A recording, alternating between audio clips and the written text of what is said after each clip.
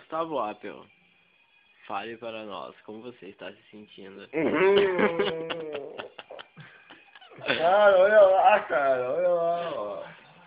Fala baixo, cacete. Tu fala baixo pra cacete, caramba. Fode, moço. Fala. Olha lá, mulher de 4, meu. Se Oi? liga. Fala aí, como é que tu tá, cara? Olha só, eu tô sentado. O que? Olha só. O que tu queria fazer agora, cara? Hã? Dormir? Dormir? Por quê? Porque eu tô pose de bêbado, cara. Bebaço, digo. Eu sei que eu conheço o cara de branco. Ai. Escuta, de onde é que tu conhece o cara de branco? Da onde?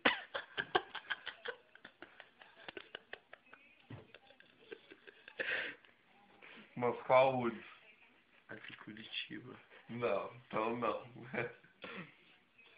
Vai saber, né? Quem tu conhece lá em Curitiba? Ninguém. Só o Tinhoso. Acorda, louco. Acorda. Mano, eu não faço isso, cara. Fazer o quê? Eu tô acordado, cara. Fudei, cara. Parece o... Ninguém me catuca no Facebook. Ninguém me tucuta. Ninguém me tucuta. Ninguém me tucuta com esse Facebook. Fala aí, louco. O que tu acha daquela moça da TV ali, ó? Hã? Nossa. O quê? Tá rolando um jugo ducho, cara. Um jugo ducho. Jugo ducho. Olha só. O que tu acha disso aí? Para de me dar joelhada, louco.